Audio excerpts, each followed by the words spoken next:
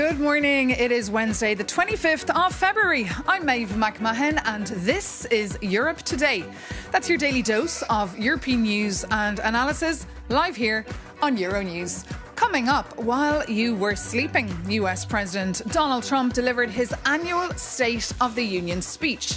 Heavily focused on the economy, it also touched on immigration, Iran, tariffs and NATO defence spending. It comes as a fresh CNN poll says 32% of Americans do not think Trump has his priorities right, and 68% say he has not addressed the country's most important problems. For more, we're joined here on set by our EU News editor, Maria Tadeo. Good morning. Good morning. Look, this is a real American tradition, right? The State of the Union, but Europeans are keeping a very close eye. Well, Maeve, they have to. And yes, you're right. This is a very American politics event. Of course, this is really about the President of the United States setting out his vision. And of course, the timing matters too, because we're halfway through the Trump presidency. The midterms are coming up. And obviously, the President Trump, he has to sell his project to the American people and also hope for a sort of a reset too, because as you alluded to with polls and his approval rate, you can really see that the cost of living in the U.S., the idea of grocery prices, all of this is really biting into the popularity of the U.S. president. And there's perception that perhaps he spent too much time focused on external politics and the geopolitics for a president who promised to put America first. But nonetheless, yes, Europeans obviously follow and they monitor pretty much every speech because, and I think on this we can agree, this is a president who is unpredictable. So when you look at the speech yesterday, a lot of that focused on the U.S. He talked about migration, the idea that illegal arrivals now into the U.S. through the southern border with Mexico have dramatically collapsed. And of course, that is factual because of this very hardline policy that he's pursued. He talked about a border in a country that is now sealed. He also talked about the economy, the stock market, which is an index that he really likes to track and monitor. The question is whether that reflects to the economy of everyday Americans. But from a European perspective, this was really a policy speech in which they did not get a lot of clues in terms of where the foreign policy of the U.S. is going, because there was barely no mention of Ukraine. There was only a very brief but also in passing when it comes to NATO, which he said now our allies pay for that protection and they gotta pay. He also said everything that we send to Ukraine we now do through NATO, and that is through a mechanism in which the Europeans pay. So the U.S. is no longer paying for this. And then he mentioned Iran, and that is relevant, of course, in the context of this military ramp-up that we've seen from the U.S. in the region, saying, quote, the preference is to find a diplomatic solution, but Iran has to pronounce the magic words, and that is they will never get a nuclear weapon. In any case, he said the U.S. will not allow it. Interestingly, of course, there was a lot of concern. Perhaps the Greenland may come up or could come up, and it was not the case. So overall, yes, a speech dedicated to U.S. policy that mostly centered on U.S. policy. But what about tariffs? Well, that's a very good question because he did mention the tariffs. He said and vindicated the tariff policy. We know that this is a sort of doctrine that Donald Trump has pursued, certainly on an intellectual level, this idea that tariffs are needed and the U.S. should have implemented that for decades now. He did say the tariffs are working and this is a policy that is going to stay. It is relevant, of course, because the U.S. Supreme Court struck down the tariffs that were approved last year connected to Liberation Day, saying they were designed in a way that was illegal. Nonetheless, Donald Trump insisted tariffs, one way or another, will stay in place. Let's take a look. One of the primary reasons for our country's stunning economic turnaround were tariffs. They were ripping us so badly, you all know that. Everybody knows it. Even the Democrats know it. They just don't want to say it. Then just 4 days ago, an unfortunate ruling from the United States Supreme Court. It just came down. It came down. Very unfortunate ruling. So despite the disappointing ruling, these powerful, country-saving will remain in place under fully approved and tested alternative legal statutes.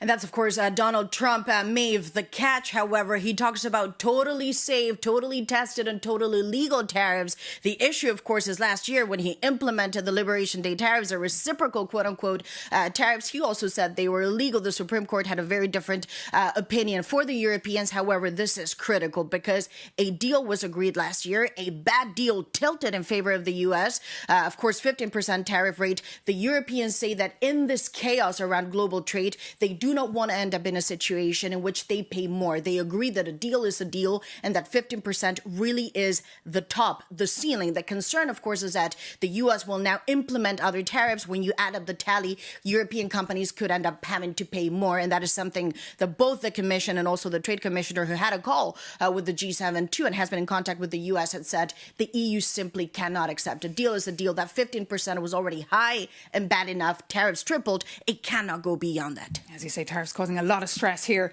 in Brussels. Maria Tadeo, your News' EU editor, thank you so much for all those details. And to dive a little deeper, coming up, we'll be joined by the Irish politician and MEP Barry Andrews, a member of the centre-right Fianna Fáil party, the party of the Irish Taoiseach Micheál Martin. Barry Andrews is a former government minister and a barrister by trade. Barry Andrews, welcome to Europe Today. Thank you so much for joining us. Did you manage to watch the State of the Union speech? What did you think of it from a European lens? Well, it was 2 hours long. Apparently, it was the longest in recent history. So, no is the answer. I didn't see all of it, but I obviously watched extracts. I mean, I think part of it that everybody's very concerned about is Iran.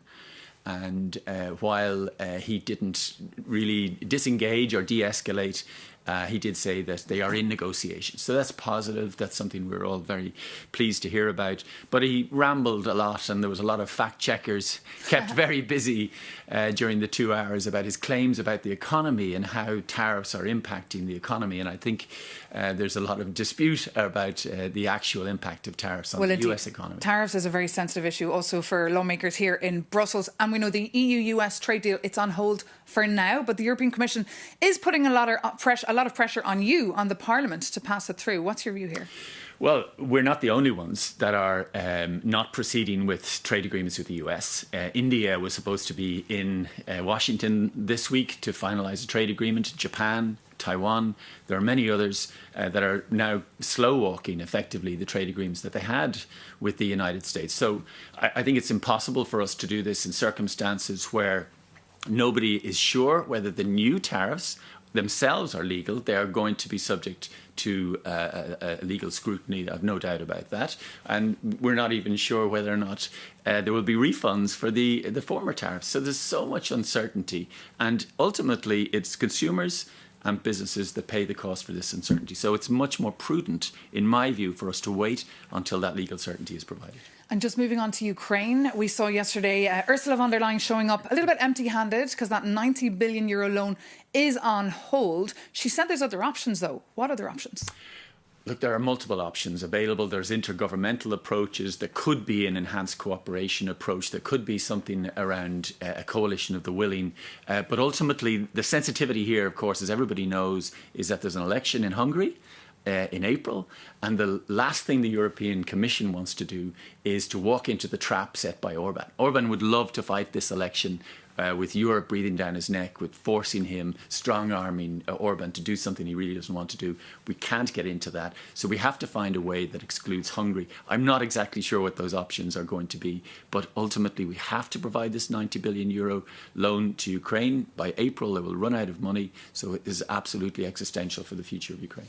Another issue, of course, EU membership for Ukraine. President Zelensky pushing for a date, but Commission President saying we cannot give a date. What's your view here? Should they join by 2027? Barry? Absolutely. I think it's one of the key motivations for Ukrainians to maintain their resilience. I was there in November. We went over to Kharkiv with a demining charity, Halo Trust, and everybody that visits is just blown away by how amazing they are, how resilient they are, how tough they are. But one of the things that really motivates, I find, is that there is a road, a pathway to accession in the near term. And so long as that is still there and very much a reality for Ukrainians, I think they will be able to continue to pursue the war against Russia.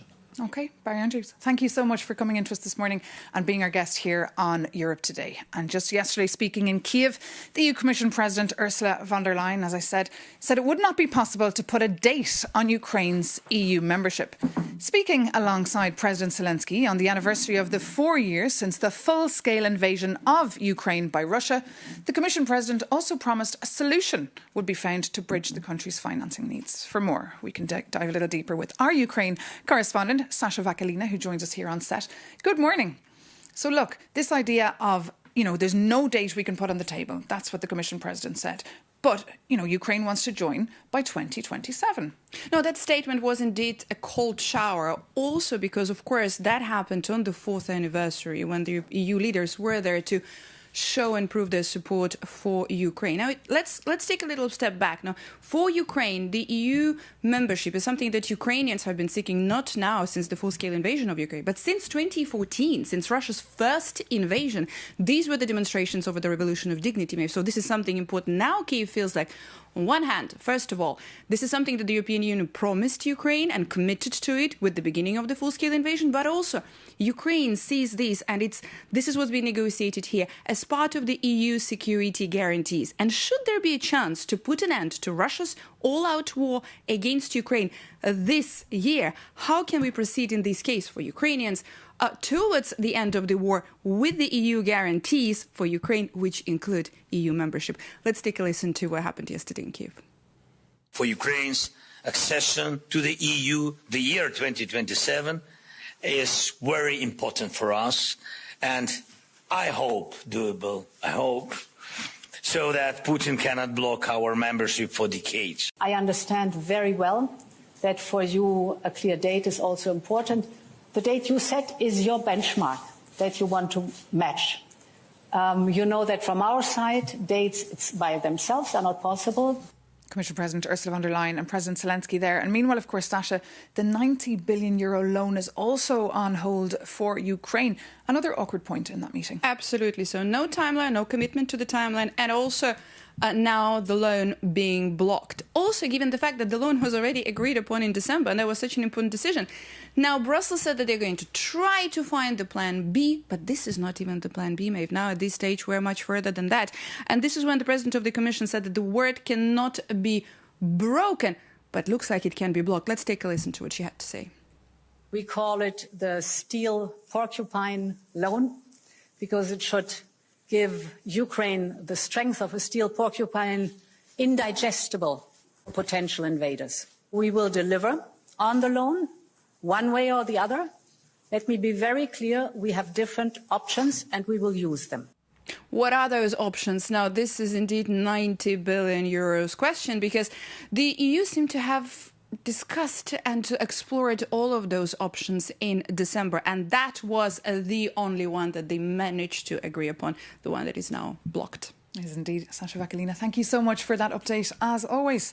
And now, as we have been reporting here all week on Euronews, Ukraine, Hungary and Slovakia are in the midst of a serious spat over a key pipeline that supplies Russian crude to Central Europe.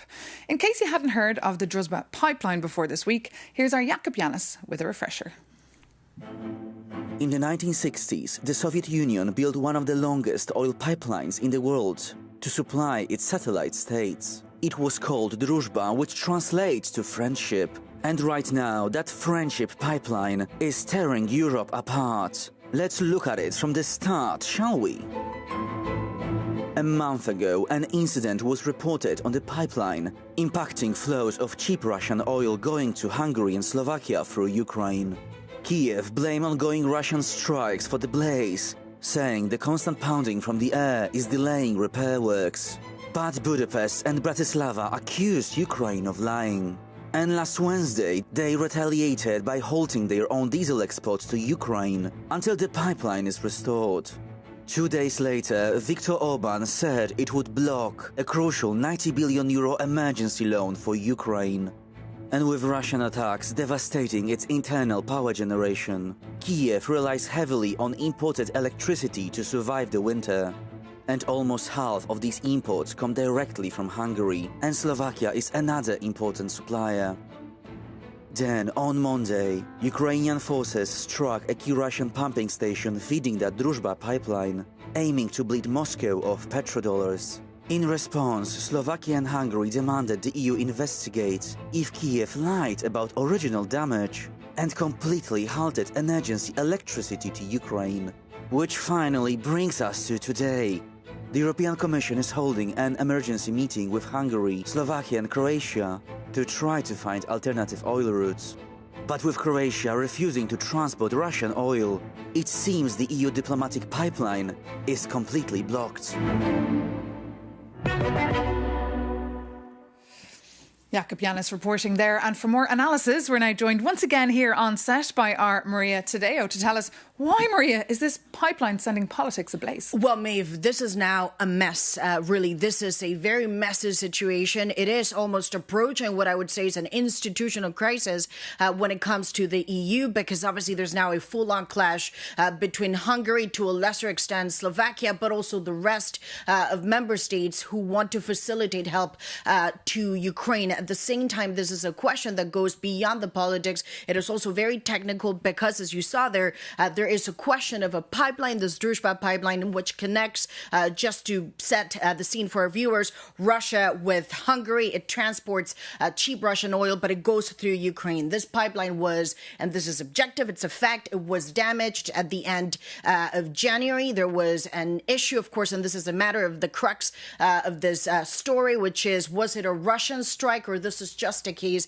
in which Ukraine has neglected the reparations so that oil doesn't transit? And this is the line that the Hungarian government is pushing. And I reported extensively on this this week. On Monday, there was a meeting of foreign ministers and it got very heated. I was told by a number of sources that the Hungarian minister told his Ukrainian counterpart, who was connected in this meeting through a conference call, that he was, quote, a liar. He also snapped at Kaja Kallas, who is a top European diplomat, saying, you give a non-EU member state more time than you are giving me to reply. I cannot talk to him directly. And also, I will not allow at this point that Ukraine criticizes Hungary. Obviously, this is also very political because there is a very brutal, aggressive election campaign going on in Hungary. And this question now has become, for Prime Minister Viktor Orban, not just a talking point on the campaign, but really a matter of national sovereignty. At this point, however, and this is a critical question, is who damaged the pipeline and who's going to fix it? And that was a question that was put yesterday to President Zelensky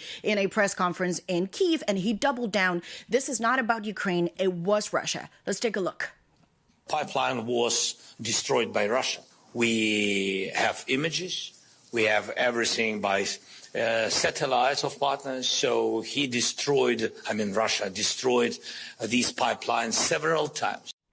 And that was a Ukrainian, of course, president saying this is not the first time, and this pipeline has been damaged by Russia. Now, at this stage, what are the solutions? What does a possible compromise look like? Well, there's the idea that an inspection could be carried out externally, but of course, for Ukraine, that is delicate because you're talking about a war zone. A different number of pipelines have been floated, perhaps as providing another way to flow the Russian oil into Hungary. But of course, the rest of European countries say they do not want to transit Russian oil because they want to unplug from Russian energy. And of course, at this stage, the Hungarians really control whether the money gets to Ukraine and whether the sanctions package goes ahead. This is a great talking point for their campaign. I was told at this stage they have no incentive to back down, but the repercussions are severe because the EU at this point is divided, and Ukraine, as you saw yesterday, doesn't have the sanctions and they don't have the money. So what does that mean for these emergency talks taking place today, Anne Maria? There are emergency talks happening today. This is at a technical level. Of course, there's this idea that ultimately this is going to be resolved as a political level, if it can be resolved, because it's become such a political issue too. You saw the Ukrainians saying we have the satellite images to prove that it was Russia. The Hungarians, I'm told, they insist the damage was not caused in the strike. The pipeline is operational, and there was a fire, yes, but it affected a container, not really the pipeline, so the oil can flow. At this stage, the question is whether other countries like Croatia has been floated to could step in, but obviously that's a big question mark, and it's an if. And then, of course, there's this idea that until the oil flow resumes, right, and it's got to be Russian oil, because the Hungarians insist they do not want to pay for other crude because it's a cheaper one. But again, this is a technical question at the stage, and as it stands, it's very unclear to see what the fix can be. The Hungarians have no incentive to back down, and the Ukrainians say this is not a priority at the stage because we didn't break it. Okay, whatever happens, we will, of course, report it here on Euronews. Maria Tadeo, our EU News editor, thank you so much for keeping across that story for us. And you can read more about that story, about how Hungary hijacked Brussels with their double veto, leaving Ukraine in limbo, on euronews.com. But that does bring this edition of Europe Today to an end. Thank you so much for your company. As always, take care and see you very soon here on Euronews.